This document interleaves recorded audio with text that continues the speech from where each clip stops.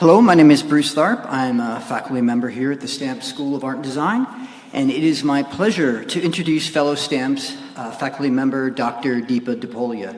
I have a special history with Dr. Butoliya, as I first met her 15 years ago when she was a graduate student at the University of Illinois, Chicago. She was a student of both Stamps faculty member Stephanie Tharp's and mine for 2 years in the graduate industrial design program there. So I first saw her on paper as a design student applicant and then as a graduate, and then saw her move into her doctoral studies at Carnegie Mellon University. Soon after, she showed up again as an applicant to our design faculty, and now as an assistant professor on her way to associate professor. Dr. Butoliya's academic path is a deliberate transdisciplinary journey moving from tangible problem solving to what might be described as critical futuring. She began with a Bachelor of Architecture degree in India, followed by a Master of Design in Product Design at the India Institute of Technology in Kanpur, where she designed low-cost solutions for developing countries. Her MFA in Industrial Design at the University of Illinois, Chicago marked a pivotal turn towards discursive and critical practice, culminating in her thesis, Uncomfortable Design. This approach was refined with her doctoral research in the Transition Design program at Carnegie Mellon University. There, she synthesized her diverse but connected background in establishing a unique design approach called critical Jugaad. Her dissertation critiqued the Anglo-European centrism of speculative and critical design, proposing instead a framework grounded in the improvisational, resourceful, and community-sustaining practices of the margins. This work has positioned her as a leading voice in decolonizing design futures, and she's going to discuss this in detail tonight. Her work is not about designing for the future, but about making visible alternative futures already being practiced in marginalized communities, thereby expanding the pluriverse of design.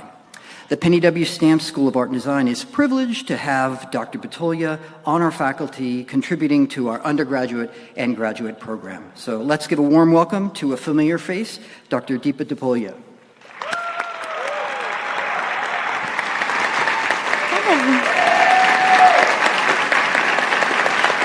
Yay! Where are my STEM students at? Woo!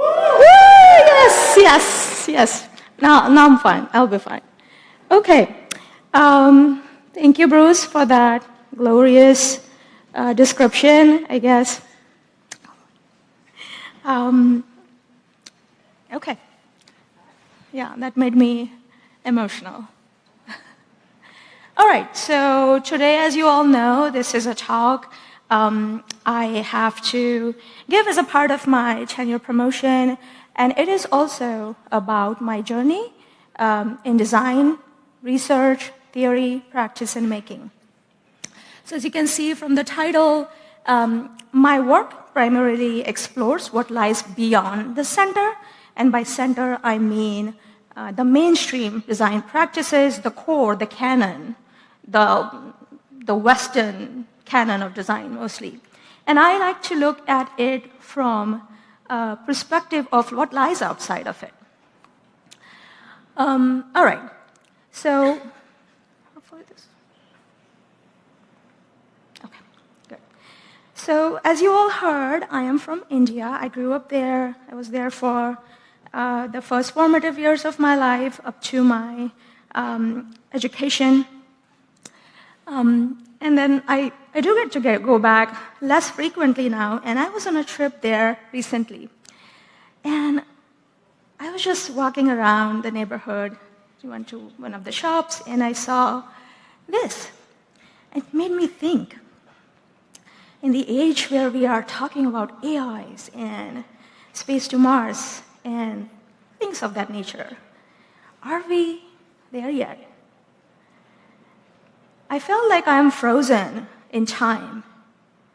Artifacts like these, scenes like these, are still everyday. They are thriving practices in these communities. Back home, I mean. And so that made me think about futures. What does future mean to you? It's a loaded term, right? We are all engaging in future. Everything we do, from our studies to our jobs to our investments to planning what we are going to eat tonight, everything is an act of making future. And so it's a very deeply ingrained part of our life. And we think about it not as, oh, I may think about my future, but more casually. And so in my thought about futures, that led me to think about 10 years back when I thought about what future could be when I go back home or visit home. It still grapples me with the question, have we really made the progress we thought we'll make? And does that really matter? All right. So now I'm going to present a little bit perspective on what I mean by the future and my problem with the future.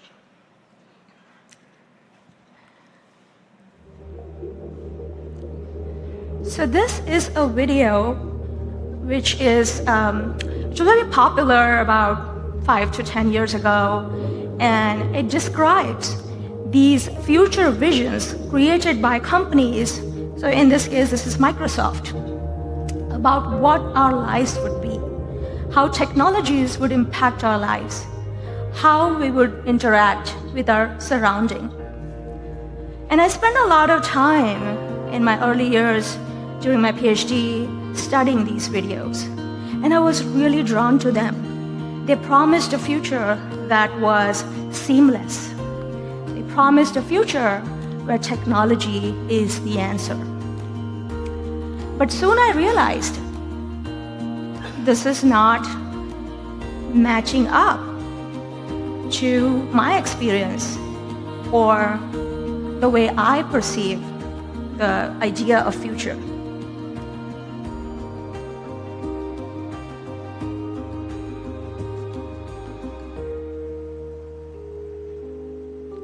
As you can see, these videos, they are very well polished.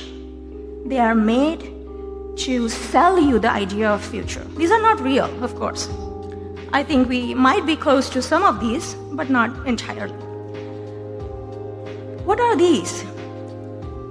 These are dreams sold to you to create an anticipation of what you should be wanting, what you should be craving, and what you should be striving for to achieve. So in a way, they are making their own wishes fulfill by selling you these visions of the future. But I had a problem. The problem was these visions of future, as you will see, they are just about our dependence and interaction with technology.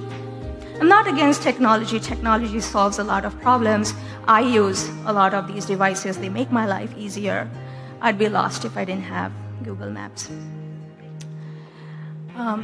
But they don't tell you a complete story. These visions, they are clean, they are sterile, they are silent, and they are lonely. And I started seeing the problem, and I started questioning it. So my response to this was, we need to be more critical. We need a more critical, futures-making, visualizing practice. And so I came up, being an academic and a researcher, I started coming up with this, what if we had a tool in which we can teach others to be more critical of the future so that designers and researchers and futurists of tomorrow could create visions of these futures that are much more grounded in reality, that are much more connected to nature and to the humans and culture in which they are placed. And so this was my response. This was my early response, literally a toolkit which is much more material, which is much more tangible, and that makes critique more accessible. I did workshops. I did actually one with Bruce. I taught it in my classes. I equipped my students and other fellow researchers with these tools to teach them we shouldn't be buying these visions. We should be critiquing them. And that's what a lot of graduate education was geared towards back when I was at CMU. How can you have your own voice? How can you find yourself? And so over time, I noticed that there's a limit to this form of practice. Critique alone cannot solve the problem. It keeps you in a radical stance, defining ourselves, defending ourselves against that big, giant center. And that's all to it. And I felt uncomfortable thinking about now what next. Okay, we are taking these stickers, putting it on these objects, doing it at conferences and classrooms, but that was the limit of it. And then I thought that in this process, I was asking the wrong questions. The questions we were asking was, what is wrong with this future? And then trying to deal with it. But we should be asking, and we were all asking the wrong questions at that time. What we should have been asking, what if design's most vital futures are already created and are being practiced? What if they already exist? What if our role as designers is not to create solutions, rather listen to and tune into these practices that already exist in the communities? And with these questions, I started my research inquiry, all the way from my education in India on frugal innovation in design and architecture to my journey to Detroit in communities where I found my teachers who told me and who taught me the practices of resilience, the brilliant practices that are already built and practiced.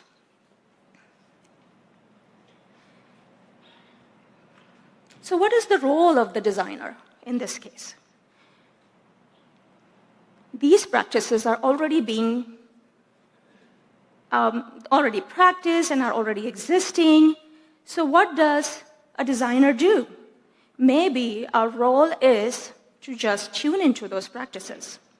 Maybe our role is to just amplify those practices. Maybe our role is to not design for, but design with. And that led to a framework.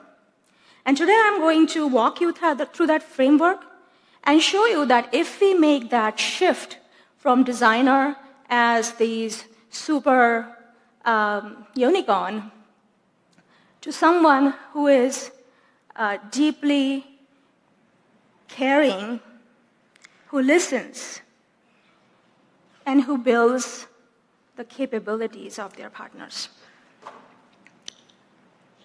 So the framework, as you all heard earlier, I call it critical Jugaad. Now there's a funny term in there I'll explain shortly, but that's my framework. And this framework locates design agency in the resourcefulness, in the improvisation, and the everyday making and community building and organizational practices of the communities that are building resilience internally. Now, the question is, we are all aware of our everyday improvisation we see every day from public places to even our homes, through the example I shared earlier. What does that mean? What does that mean to you? So I'm going to introduce this term that I use to define these practices. And so the term here that you see here, it's pronounced Jugaad. It's a Hindi word. It comes from my mother tongue, but it's used widely in the South Asian diaspora. It's used colloquially, and there's no real meaning to it. It's one of those terms, it's hard to interpret and defined perfectly, but it loosely means frugal, improvised, resourceful making. And yes, it comes with a little caveat. It's often dismissed. It's makeshift. It's a shortcut. It's not safe. It's not stable. But that's not the point. The point is, can we start seeing these practices as design intelligence? Can we start engaging with these practices more respectfully? Can we start seeing why people in certain contexts engage with these practices? I'm going to share a few examples what Jugaad as a design intelligence means to me. So with my obsession, you can call it, my research focus,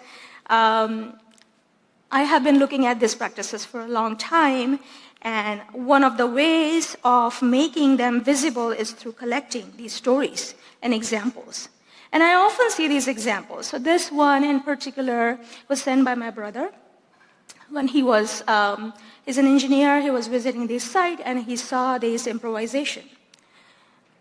So my interest has caught on to him, and he keeps sending me these photos of things that would otherwise be not noticed, not appreciated in contexts back home. So what it means, it could be a quick fix, it could be a quick solution. It seems like it's kind of a little bit designed to carry some weight across the building. And why it's done? It's done in the face of resource constraints. It's not just because someone felt lazy, it's literally that's all they had. That's the context in which these things exist. And that's why they are important. That's why they make more sense. It could also mean rebuilding life in the aftermath of foreclosures of the early 2000s or late 2000s, 2008-9 in particular. So this is an example of a door handle from a garden door taken at my friend Rishon's house in Detroit, where she literally built her life after losing her home to foreclosure. So is it a lazy hack? No. It's finding back your dignity. It's finding back your life, one door handle at a time. I also see this as intelligence in social enterprises, such as Public Threads, which is actually a local Michigan firm based out of Grand Rapids. I'm not sure if anybody visited there before, but they are this social enterprise. They train women, they do capacity building, they do skill building, and they take banners and fabric waste that would be otherwise literally dumped in landfill.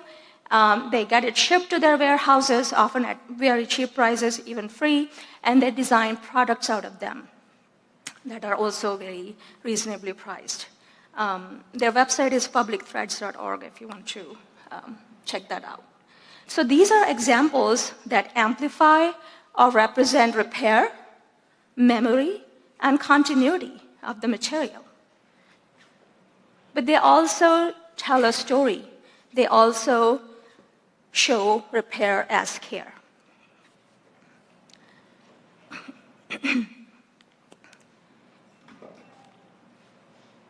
And what do I mean by that? We all have repaired things. We all wish we could repair things. Currently, in the way product design, product development, and product manufacturing is practiced, it's almost impossible to repair something. We are forced to discard it.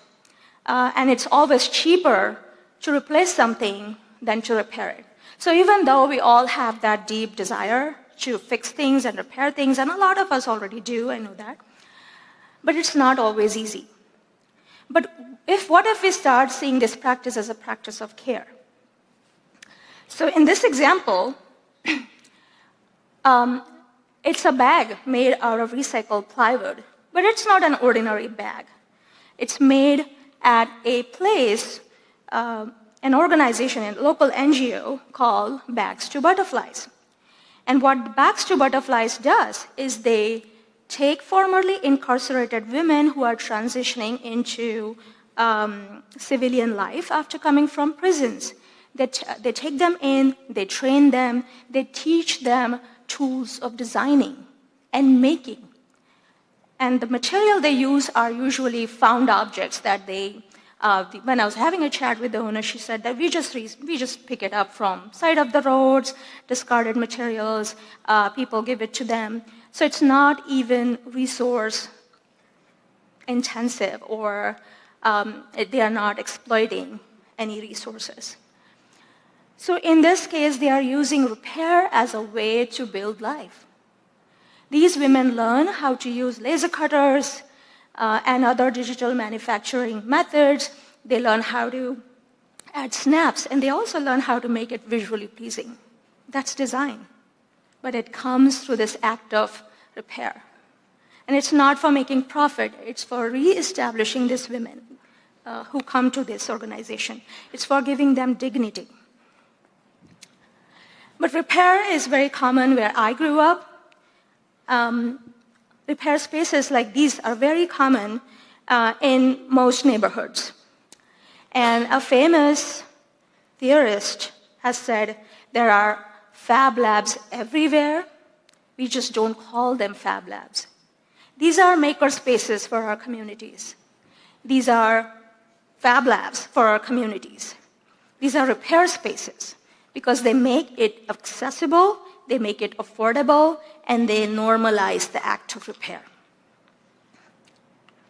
And so I want to question now to the audience to reflect on the fact, on the question that can this everyday improvisation, through a few examples I shared, there are many more, but just let's consider the ones we shared or we saw, can we call them design?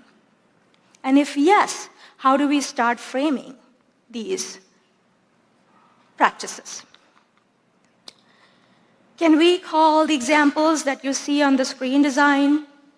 Some of these are these very beautiful upcycled, kludged bicycles or tricycles made by a person by the name Ray King, who is my favorite designer, by the way, in Detroit. Can we call this example on the left up here, which was presented at Fab Lab in Seoul? The image is not very visible, but it's a bike attached to a wheelchair. Can we call that design? And so my framework on critical jugaad locates design agency in the improvisational, resourceful, and sustaining practices of these communities. This framework helps define these practices as practices that are making futures and making just futures, socially just futures. Just to tell a little bit about the examples that you see here, the one at the top is from a NGO called Design for Disasters based in Thailand. And what they do is they, after the Thai flood of 2011, they started noticing that people are doing a lot of hacks. If you look up, you'll see Thai flood hacks. And they thought, oh, this is such a great way of saving lives when flood comes, when tsunami comes, because there's no 911 they can call and ask for help. There's no FEMA coming to help them. You have to depend on yourself. You have to find your own resources. So Jugaad and DIY and hacking is not just for fun or entertainment or creative expression. It can actually even save lives. So this organization, they train people in case of flood, what can you do with the objects you have around the house to make these flotation devices? And they do more than that. This is just an example. The one on the bottom left that you see here is a sustainable farming practices in Bangladesh, where they literally grow food in water's edges so that it doesn't get affected even if it floods. And the one out here is also one of my favorite examples, because this is not just a practice that I say that it's only in South Asia or Detroit, but it can be found, like I said, not in this big center, but these small geographical design realities around the world. And this one is from Cuba. I think it's pronounced Requimblis. And it's been shared by my other colleague from Cuba, who is, I think, based in Florida, Ernesto Uruzana. Based in Florida now, his name is Ernesto Uruza. And he shared this example with me where these Cubans create these hacks and bikes out of found objects because, as most of you might know, because of the embargo, they don't have newer products being shipped to them, and they have to make do with whatever is in their ecosystem. Now, what do I mean by looking at these practices in the context of Detroit? So after my journey from India and then coming to the United States to study design and design practices, I started, when I moved to Michigan, I started looking at now, how can I frame this inquiry, this research, and this framework in the context of where we are at? And Detroit provides that solid proof of a site where this inquiry can unfold. And so I started looking at understanding more about the history of the space, the location, what it means for people of Detroit to actually be Detroiters. I'm not from there. For me to engage and learn, it took me 2 years to fully understand the context, the history, the policy, the politics, the economy, and the people. And in these 2 years, I built partnerships, I built friendships. I visited a lot of places, I talked to a lot of people. I would just go, show up, and say, hi, my name is Deepa.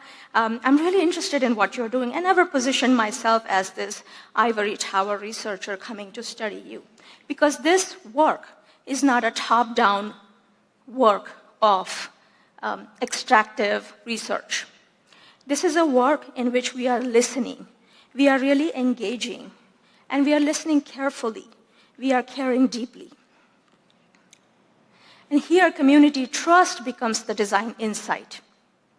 So I chose this Detroit as a site where I can practice and I can evolve the framework. Here, design is resource, repair, farming, storytelling, and a collective memory. And it gave me an opportunity not to design or research on, but to research with.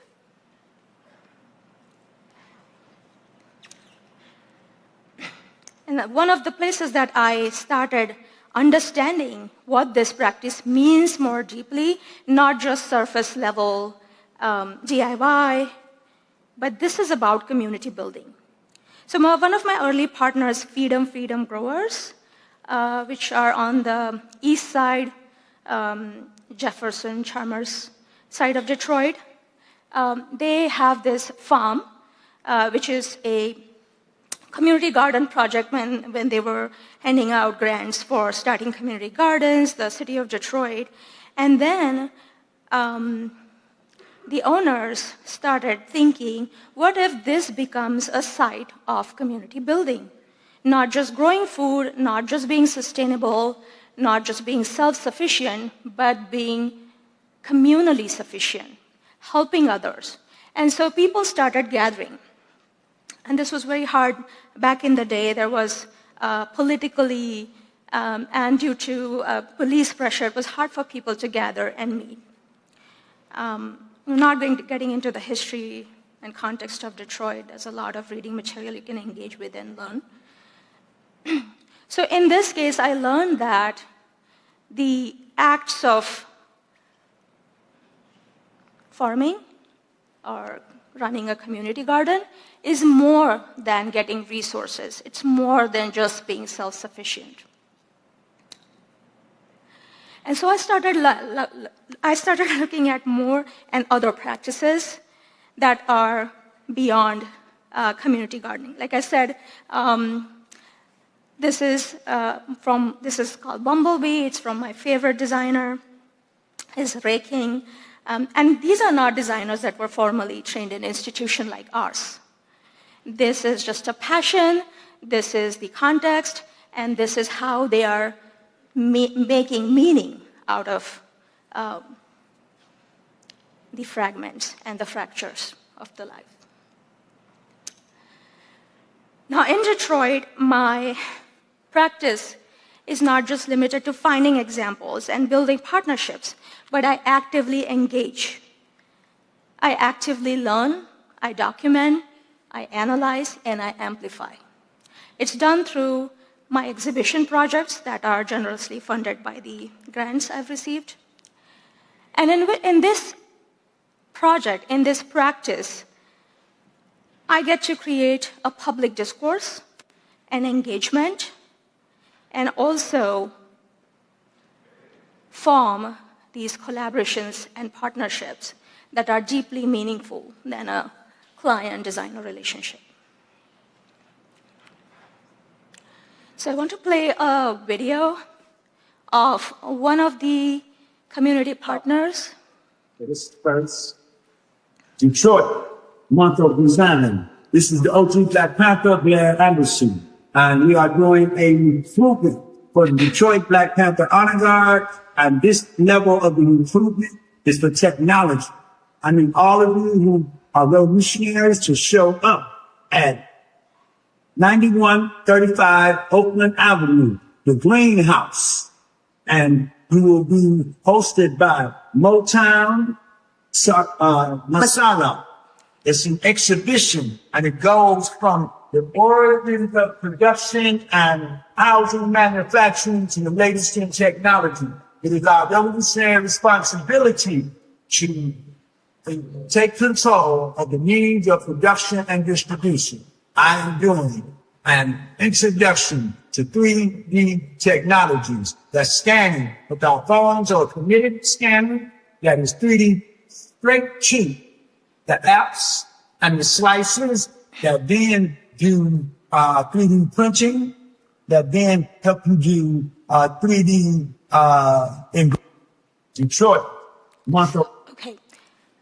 Now, that was a still from an interview I was doing. More than an interview, it was mostly creating a promotional content for the exhibition, and also, especially for our partner here.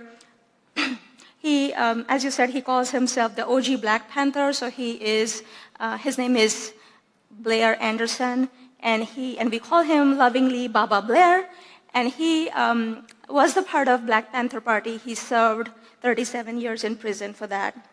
And for me, listening to stories from partners such as Baba Blair is much more satisfying than any design project I would ever do.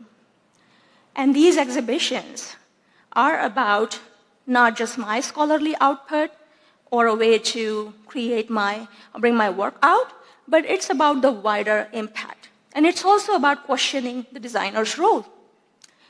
So we start asking what counts as a designer and who gets to be a designer. So in this work, I get to also redefine a designer's role.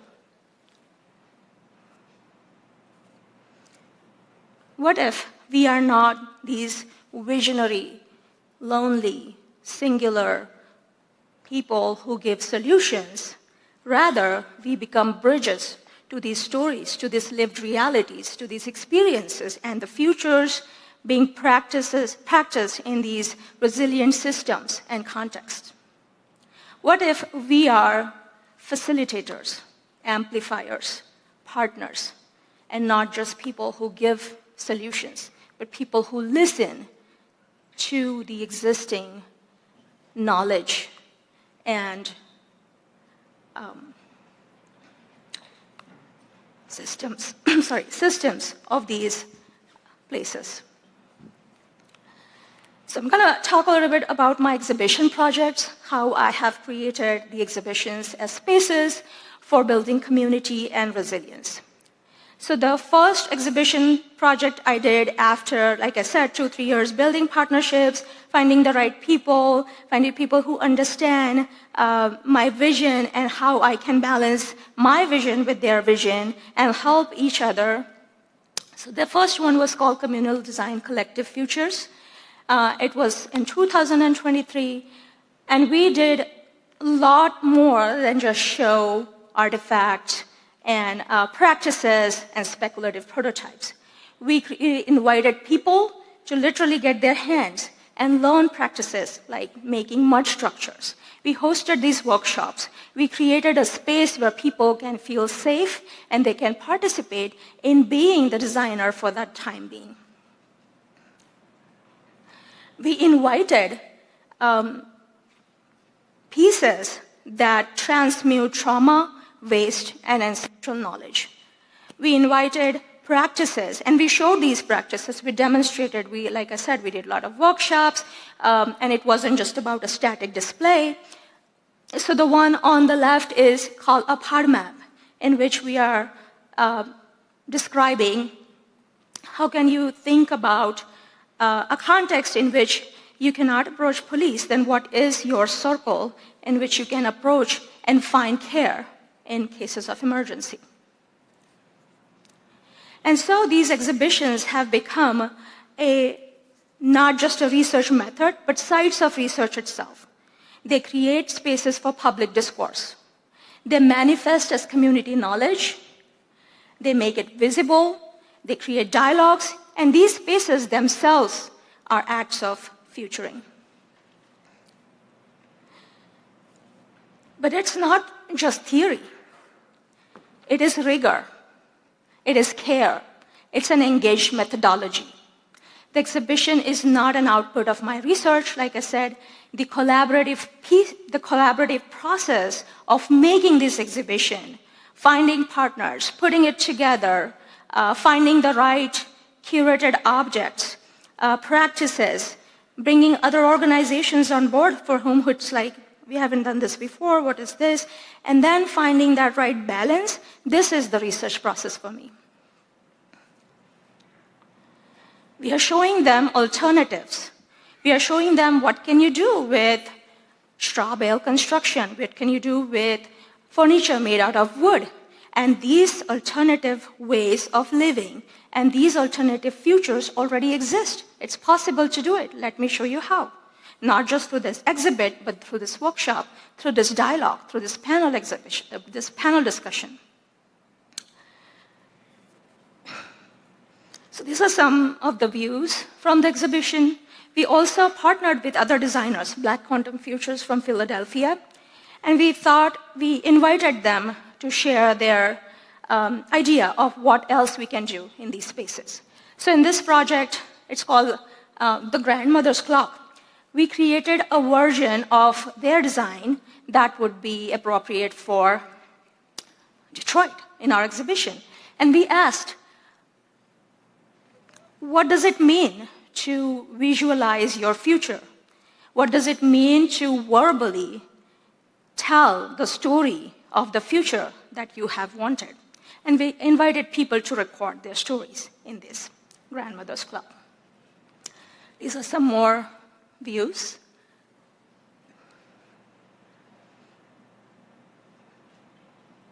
Now, the other exhibition that I engaged with was, so the one before was quite successful. This is another story.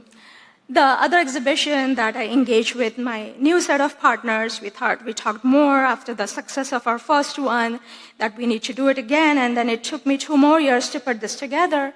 And this was called Motown Masala, because my partner wanted to give a nod to my own heritage in this. And for this, the need was not to create a polished, high production exhibition for others, but it was something to bring the community together, which is what's missing in that part. It's called the North End in Detroit. So this was for the people, by the people. And so we selected a site that was available, which looks like a very common infrastructure in Detroit. And I started asking with my partner, and through his employer who owns this space, what if we could do an exhibition in this space, what it means. So again, it was about transmuting this space, which was considered waste, it was considered abandoned, what it means to hold an exhibition in this space, what it means to invite people to feel safe and comfortable in this space. So we again, brought in a lot of other partners. Okay, I was pressing the wrong thing. And then we transformed this space into something that's vibrant, that's engaging, that showcases the resilience of people in the North End, and that creates this shared sense of dignity and pride. But community-engaged work is not always easy. Shortly after the exhibition opened, I faced a major obstacle. There was a shooting outside the building. We were not directly involved, my partners, but there was someone else who also shared space in the building. It was a communal space. And that led to the exhibition being shut down. 2 weeks after its opening, we had planned to keep it open for 6 weeks. After all the work, all the care, all the hard work, putting it together, we literally fixed the space. We put drywalls, we put electric wiring, we put basic infrastructure that could make the place functioning and running. And it came to an end. And I thought, this is a disaster. What am I going to do? I was really disappointed. But in a way, when I started thinking about it, it kind of actually reinforces the existing crisis in these communities. The very crisis we are trying to deal with, the very crisis we are trying to come out of. And it kind of also highlights the fragility of the infrastructure of these communities. So shortly after it was shut down by the Detroit municipal people, there was a notice outside that you cannot enter the building. And then a pivotal moment came, in which I thought, what if it was not just for this community? What if we can make it open to the public? What we can make it more legitimate and remove the barriers of accessing these practices? And that's when we decided to rehost the exhibition for Month of Design, which was in September. And that gave us an opportunity to make or even celebrate this at a larger scale, to be more engaged, be more serious, and fight back against the oppression that led to its closure in the first place. So for this second 2.0, Motown Masala 2.0, we found a greenhouse that was built 2 years back. It was not in use. And then we started asking, what if this becomes the site of our next project? And that led to even more dialogue, even more collaboration. I am selfishly glad it was shut down, because it really helped us question the importance and the significance of this practice. Not only were we did the same things. We did a lot of public talks, we did a lot of workshops, and it wasn't just about displaying them, but actually helping build capacity. So in this image, you can see Gabby Knox from the Jugaad project teaching how to spun brown Mississippi cotton through the e-charcoal she printed. And again, it wasn't easy bringing all this big exhibition, packing it up and moving it to another site. It has a lot of moving parts. And as a designer, as a researcher, as an academic, it was a big learning experience for me. There were a lot of roadblocks. There were a lot of disagreements. Sometimes we had to sit outside in the tent. It was super hot in September. And then take out our markers and our flip chart and our papers and some cool lemonade and sit down, cool down, and think about, now what do we do? What do we do next? How do we move forward? And that was a very humbling and teaching experience for me, because this is not how things work in the world I come from. There are deadlines, there's process, there are documents that tell you what's going to happen next and who's responsible for that. That's not how things work when we do community-engaged work. And that also taught me that a role of designer is not just putting systems from our previous experiences in these places, but also unlearning and learning to adapt to the new systems. So it's not just about, hey, can we learn to recycle or repair? It's also learning to be more humble. It's also learning a new way of being in the world. And it's also deeply caring. Here, design becomes an act of repair. Design creates a healing space. And ultimately, it was a successful event. We wrapped up. We had a big ending show. Lot of good engagement, a lot of dialogue. So, coming back to the topic of critical jugaad, my vision from critical jugaad evolved as a practice that's transforming waste, trauma, and ancestral knowledge, community-based design as resistance, and reframing legacy as embodied resistance. And that has been my journey. That has been a personal odyssey, all the way from India in IIT Kanpur, where I studied frugal innovation, where I created solutions for low-cost devices for marginalized communities, to learning how to be more critical, to be more aware, all the way to Detroit, where I learned the act of designing is the act of building communities. And the other thing, the biggest takeaway for me has been, design beyond the center is not about moving the margins in, it's about realizing they were never marginalized to begin with. And now, why now? Why am I caring about this now? We all have heard about recycle, reuse, this. Because we are still facing with this problem, even today. There are 100 AI companies popping up, but we are still grappling with this. What's happening to the phone? What's happening to the toaster? What's happening to your old CD player? It's ending here. And not just ending in your backyard. It's ending in someone's backyard, other side of the earth. Waste colonialism. A good example of this, have you guys seen this image? So it's a desert in Chile called the Atacama Desert. And this image was taken in 2021. It was a drone footage. And what happens was, this is the driest place on earth. Everything you donate, I've done that, ends up in those giant bins. It doesn't get sold to people in need. Like we think we're doing a good thing, it's an act of goodwill. It doesn't happen. It ends up in the backyard of countries like Chile, Ghana, Nigeria. And to the extent that even they cannot handle it anymore, so they started dumping it in the desert. And it became a point where it was estimated to be 59,000 tons. There was a lady who was into running a sustainable fashion NGO, and she noticed it. She alerted the authorities, and there was a big sort of like this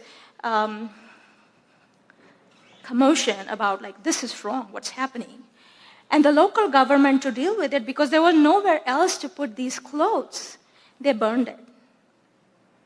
So this is what's happening even today, a couple years back.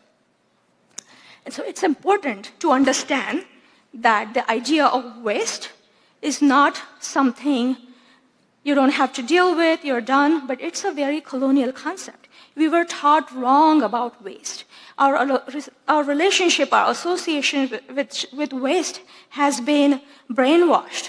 It has been top-down dumped into us and our beings and our psyches to understand that this is not something you need to deal with. Just get rid of it as soon as possible. So I want to show another example of how there is a different perspective on waste.